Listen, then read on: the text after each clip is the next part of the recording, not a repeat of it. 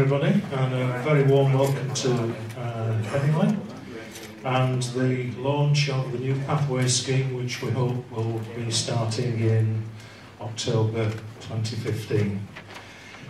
We have a number of speeches today and a number of guests that are here today as well. First of all, my name's Andrew Watson. I'm the Executive Director for the Yorkshire Cricket Board. Also here is Mark Arthur. Hello, what's that? Who's Mark Arthur, who's the Chief Executive Officer for the County Club. Martin Moxon, who's the Director of Cricket for the club. Ian Dews, who's the Director of Cricket Development. Andrew Gale is also here, first team captain. Chris Bryce is here, Business and Education Manager for Pro Coach. And we also have Graham Purdy here somewhere, who's done all the administration for the Pathways this year and also organised this session tonight. So without further ado, I'd like to ask Mark Arthur to say a few words on behalf of Yorkshire Cricket. Good evening everybody and welcome to Headingley. Yorkshire Cricket has been changing over the last few years. You won't have really heard the term Yorkshire Cricket before. It's always been Yorkshire County Cricket Club, the Yorkshire Cricket Board and the Yorkshire Cricket Foundation. But Yorkshire Cricket is basically one entity now. We operate together, the professional game, the amateur game and the community side of our business and the coaching side of our business, which is Pro Coach.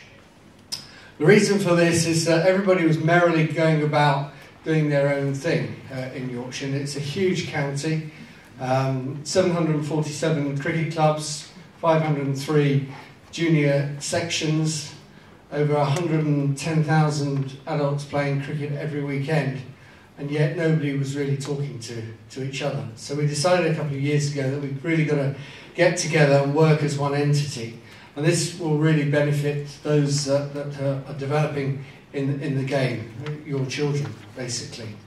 So Yorkshire County Cricket Club is still responsible for the professional side of the game and the running of Headingley Cricket Ground.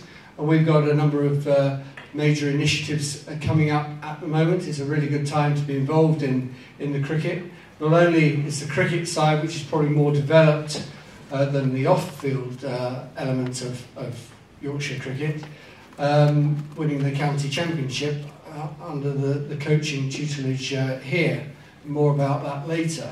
So the cricket side of it works very, very well, but we've got to catch up on the off the field side. We've got to make Headingley an international cricket venue of destination of choice for the ECB. We're just putting up floodlights at the moment, 56 metres high. They will be the best in the country.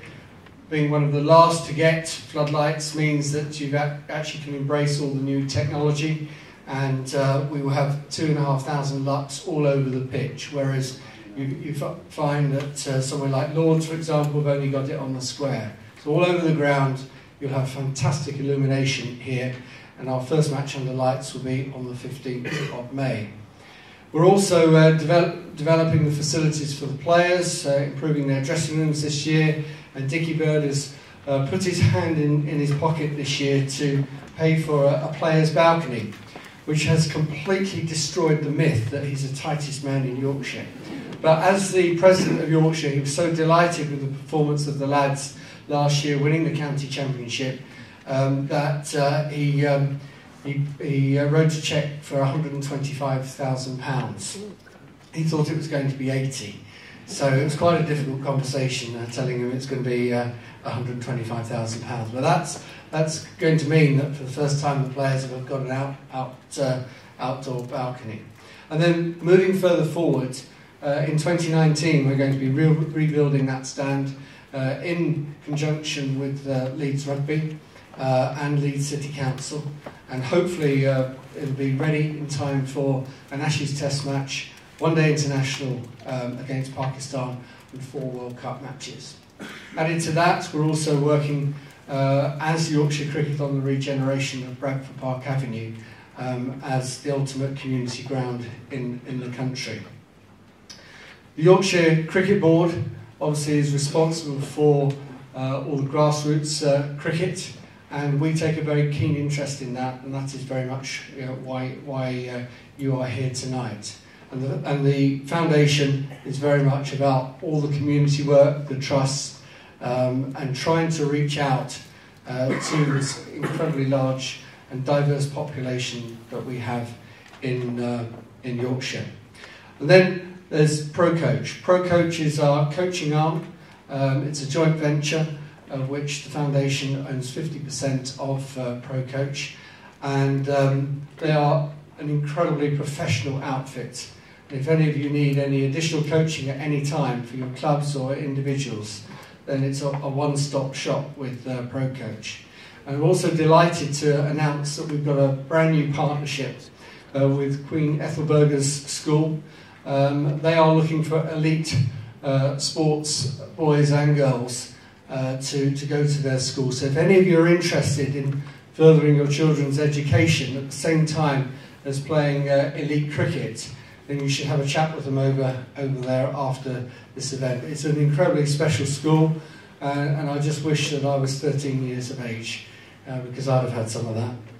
So Yorkshire Cricket is in rude health. We've got an awful lot to do. We've got an awful lot to do with especially the development of the girls' and women's game in the county. And the only way we're going to do it is by all joining together and helping one another to further the progress of whether it be boys or girls, men or women, or just a complete and utter enjoyment of cricket in this county. Thank you for coming along tonight. I hope you find it very useful, and I'll hand back to Andrew. Thanks very much, Mark. I'd like now to invite Martin Moxon up onto the front just to speak about the importance of the pathways to the professional game. Martin.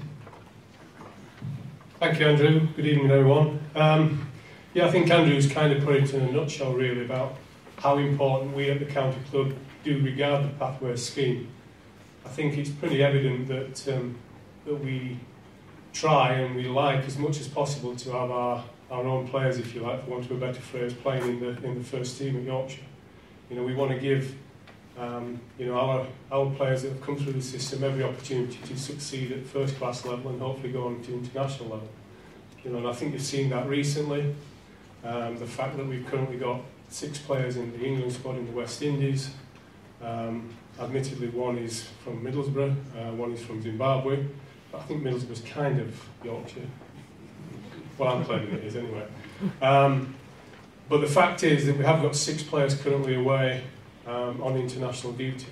So that obviously then creates opportunities for some of the younger players, which you've seen now playing against Leeds Bradford University, the likes of Will Rhodes, Jack Leaning, Carl Carver, Matthew Fisher's in the squad. So these are all players that have come through the system. And we want to give these lads an opportunity. So the fact that we are having so many international call-ups does mean that we need to keep that production line flowing, and this is where it starts. We all started, myself, Andrew Gale, all started in the age group cricket. That's where we do start our careers. So it's vital for the future of Yorkshire cricket that we get the best possible structure, the best possible pathways for our young cricketers to develop and make it, hopefully, in the first class game and on into international cricket. But that's not to say it's just about professional cricket. It's also about giving the boys and girls who aren't going to be good enough to play professional cricket still the best opportunity as they can be. Because that will also improve the standard of league cricket as well, which again is something that's important, that we get the best possible standard of league cricket to challenge the players that are playing it. So the message from me really is how important we feel it is, how important I as Director of Cricket know it is that the age group cricket and the structure that we have at Yorkshire to develop our players is really important to us, and it's something that we need to keep revisiting and making sure it's the best in the country. Thank you very much, Martin. I'd just like to invite Andrew Gale now to say a few words as first 11 captain and former person on pathways. Thanks, Andrew. Yeah, I'm talking from two heads, really, from club captain point of view. Just to reiterate what Martin said, really, is to get the lads from a young age, right from grassroots level, through the pathway system, and to get the right messages across. We've got to get lads now who are 16, 17, 18 years old, ready for first team cricket. You know, the likes of Matthew Fisher, 2 years ago, made his debut at Scarborough. He was 16 years old. It was fantastic to see. And we've got to get the right messages right down to the district centres. I guess my head is Pro Coach, part owner of Pro Coach Cricket Academy, a company that we started 8 or 9 years ago. Very, very passionate about it, and very, very passionate about grassroots cricket. And I guess we fit into this system in the district centres. And I'll be sitting down throughout the summer speaking with Martin, Ian and Richard Downs and getting the syllabus and the structures right for the session, so these guys are getting a little bit of taste of what professional cricket's like, right from sort of 8, 9, 10, 11 years old, so that they're ready when they come through. It's not such a big shock when they get on the academy, when they're 14, 15 years old. They know what it's all about, and ultimately we want to increase participation in cricket, and it's a fantastic game. Sometimes we forget when we play at the top level that these young lads are going out because they actually love the game of cricket. It's not always about professional cricket, it's about getting people involved and enjoying the game of cricket from grassroots level. So that's all for me. Thank you. So why are we changing? We do need to change because we're producing so many very, very good players, and it's all down to district cricket, club cricket, league cricket, that we have to have this change. As you can see on there, it's been the flagship of Yorkshire cricket since 1985. So it's 30 years since we actually started the scheme. And it's changed a little bit over that period of time. We've tweaked it a little bit, changed it a little bit. But now we're producing so many good players, we need to broaden the base and widen the pyramid quite significantly. Initially it was a partnership between the Yorkshire Cricket Association that looked after grassroots cricket before the Cricket Board was formed in 1996, and it created a lasting partnership with the county club for almost 30 years. The board was formed in 1996, and we've always had a close liaison with the Yorkshire schools that run the county age group teams as well. So the Pathways to Excellence over the 30 years created opportunities for every player to develop from district cricket, grassroots cricket, to county cricket.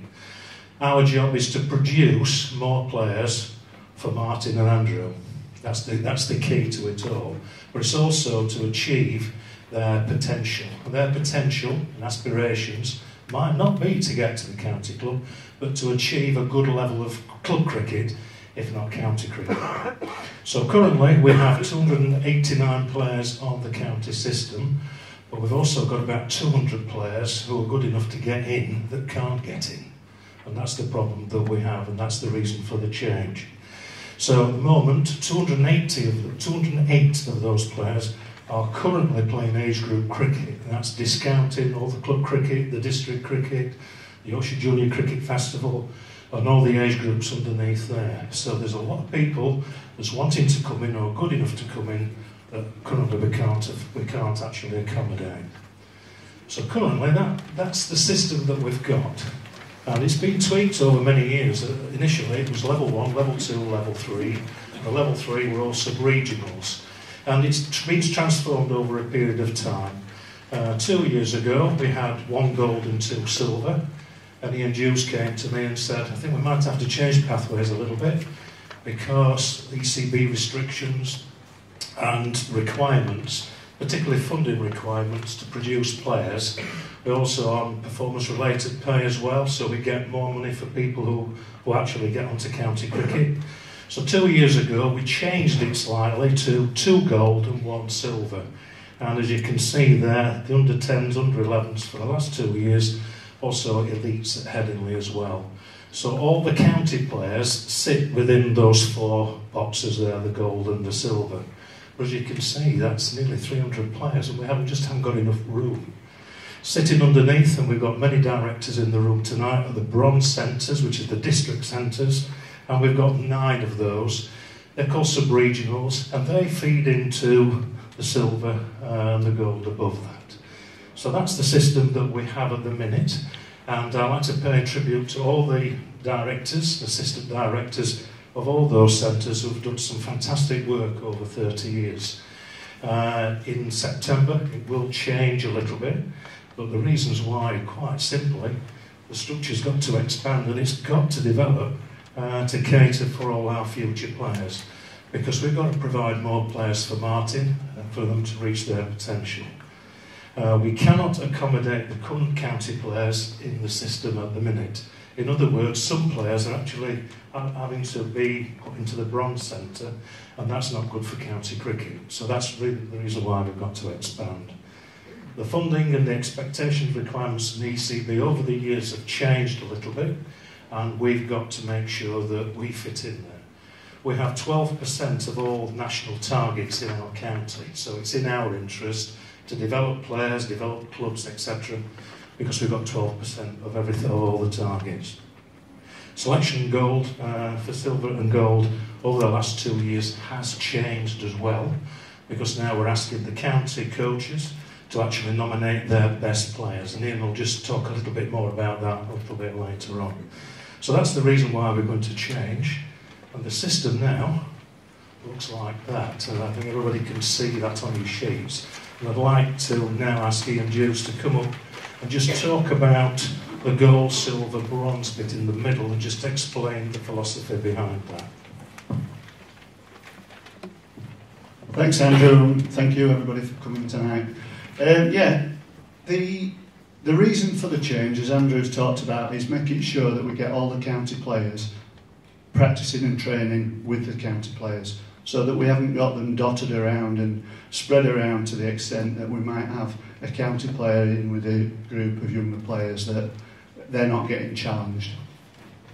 The idea and the proposal and the reason for where we're going is that we're going to increase to 2 silver centres, and we're going to have 2 junior silver centres. So we're going to increase by a silver centre, and we're going to increase from 1 to 2 the junior age group. Probably the most important part of this whole restructure of the system is to make it transparent on selection. How does somebody get selected into gold? How does somebody get selected into silver? When we talk about the outer circle later, it's that people are getting an opportunity, not on a one-off 2-hour trial, but they're going to be seen over a period of 6-7 weeks. They're going to be challenged, so we know we're going to get the players. So there might be a player who's missed out on selection at county level that year, who's had a fantastic summer, will get the opportunity to get back into the system. Selection for gold will be the under 16, under 15 and under 14 players from those the previous summer, and we will be asking the team managers to select their best 10 players. Now, when we say best 10 players, we're not just turning around and saying we want a balanced side, we want your best 10 players. Tony Pickersgill will back me up on this, because he will always have 12. You've got to be able to take 12. I've got 12. No, we want your best 10. Because at some stage, Martin, Andrew, certainly we do, have to make a decision on a player. And that's where it starts. So the best 10 from those age groups will come into that gold system. The remaining players from that age group, we will then ask those players, coaches, for their next best 6 that's played. So the A manager and B manager will get together and decide which players will go forward for the silver centre. That then leaves the younger age groups, the 13s, the 12s, the 11s, who again, their best 10 players will go into either the junior silver or the silver, depending on the age profile. So that selection for that central gold and silver is based on the summer performances, not on what they did in the winter the previous, as it used to be. When Pathways first was involved, the directors at the centres would nominate at the end of the year somebody to be promoted. Promoted in April end of March, April, to start again in December, January. Nothing was considered through the summer period, what they'd done that summer. So we're trying to keep that open.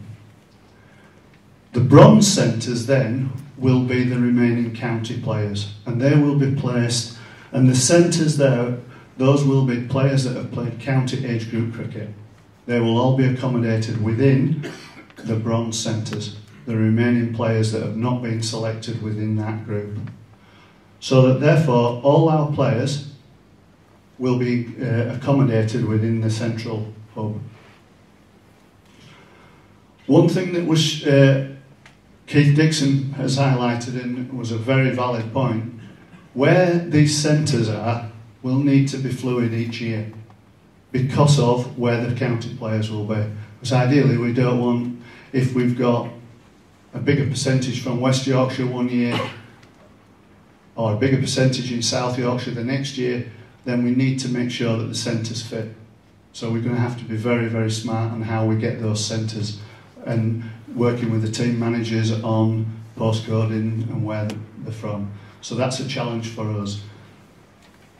To talk about the outside, all the new centres, the regional centres, and the reason for it.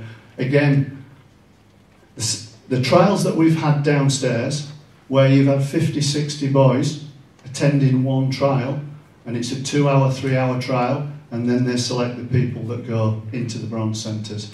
That, for me and the other coaches and people that we've sat down, is unfair. You can have one bad day, you might not. It can be anything. But over a 6-7 week period of a course, where you've got a set syllabus that you're going to challenge people to, these centres will run, Chris will correct me, beginning of October through to just before Christmas. We will then select those players, and the better players who may have been missed out will be offered places that are available within there. So if there's a player who's not played county cricket that comes late, we've seen it lots of times, players that develop later get the opportunity to get into that system, so it's not closed. Also, it might be a player that's dropped out of the system and comes back in because it's right for them. You can move either way. It's not going to be once you hit the gold, if you drop out of gold, you're out. Second year, you might drop in. Because one thing now with county age group sides at 9 and 10 year old, things are going to change. Players will develop at different rates. So there's got to be a way that they can move in and out. And it's not, if you miss out one year, it doesn't mean you'll miss out the next if you have a good summer. If you do well that year, there's a way through. Bottom line for me is that a player selected at 10 years of age doesn't necessarily mean he'll be a county player at 15 years of age, because other people will they'll develop at different rates. And we've got to get away from that belief that because I'm in at 10, I'm in all the way through. If it was, Gailey would be gone, because we'd have to each year have a full new team out there. There's a sieving process goes on all the way through. And the hardest part for a player is in the gold system once they reach 16. We've 2 teams at under 15s. We've 1 team who play limited games at under 16. There's no ECB competition at 16. So we sift from 2 teams down to 1, and then there's an under 17 programme where again with the 16s and 17s really fighting to play in that, because we're starting to sift players into and make selections based on it. So the vital role that this middle piece plays is what we're trying to make sure that we get the selection open. So if a parent rings me in October and asks, why isn't X on Gold Pathways? I have a very easy answer now. The team manager didn't select him in the top 10. So across the county with 747, am I right? 747 clubs, massive amount of juniors playing. There are players that there'll be a lot of people think that they should be within that system, and that is where it becomes very difficult. But it's going to be open, transparent. It's down to the performances that summer. The gold centres, just to add what we do there, it's not a net session, and we split the 2 goal centres into skill sets pre-Christmas. So that will be, we have a fast bowling squad, a spin bowling squad and 2 batting squads. This year we've had Michael Vaughan, Martin, Gailey, Rich Pyra and Anthony McGrath doing sessions within those.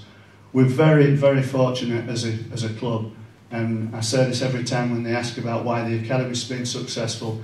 We're very fortunate that we get access to our best players, our pro players, our coaching staff, all work with on the system and give that in it.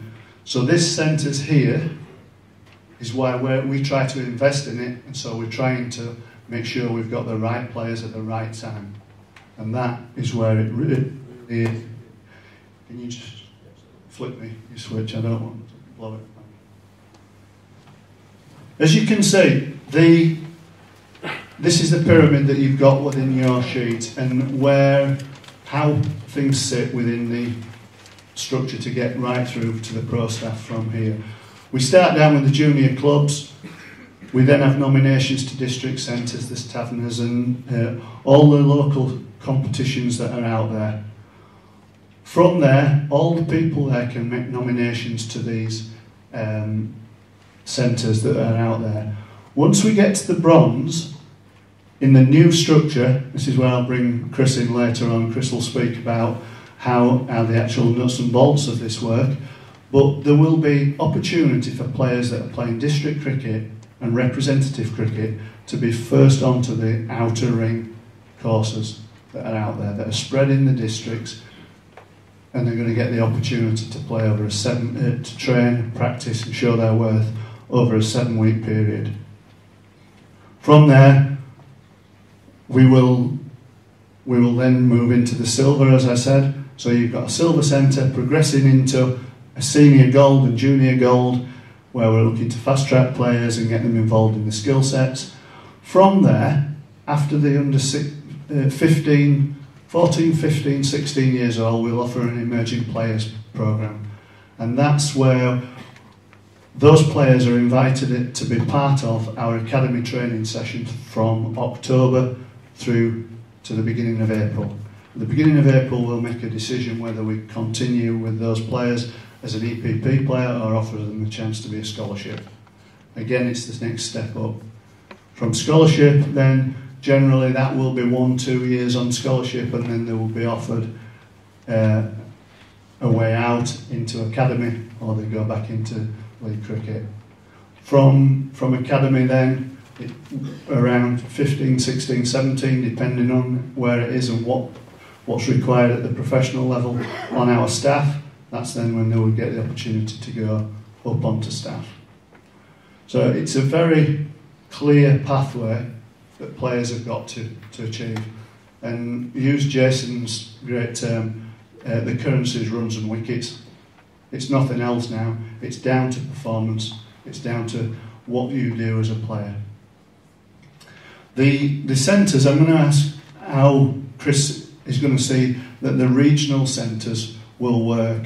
And it's about us having a very, very open set of courses that everybody's working to the same syllabus that we're going to sit down and put to. So we can, a boy in Middlesbrough, to one in Sheffield, to one in Hull, to one in Bradford, are working on a similar course, and we're then in a position to make a more judgment rather than a one-off trial, because that, and the centres should hopefully be of similar standard then when we bring them through. I think the key to this part of mine will be questions, because we understand how we're wanting to see it work, and we're wanting people to say when we get the opportunity to explain, but I'm sure there'll be a chance for questions at the end. Chris, would you just want to have a quick word on how you see? Thanks, Ian. Just following on from what Ian said there, and going from what the guy said, is to have a clear path all the way through. From what we can make out from being there myself as a junior, a lot of parents aren't sure how to get their child onto a trial for Pathways, or once they're in Pathways, then what happens? How do they get to silver? How do they get to gold? This is to clarify and have one system This will be accessible by everyone. I know Andrew and Graham have got it at the ready to fire out to whoever needs it. But the district centre managers and your Taverners managers are key here. They are the guys that are on the ground that will have access to the right players to get into the district centres.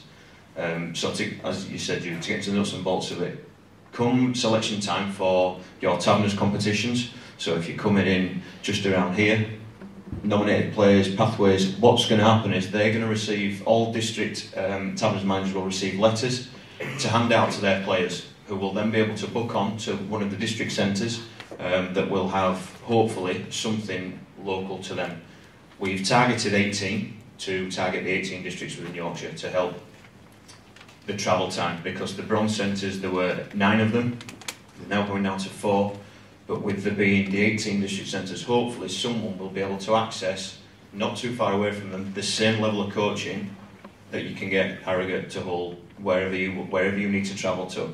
And with there being that many, they're going to be running weekly. If you can't access the one that's on your doorstep, hopefully there's going to be one not too far away for you to get to.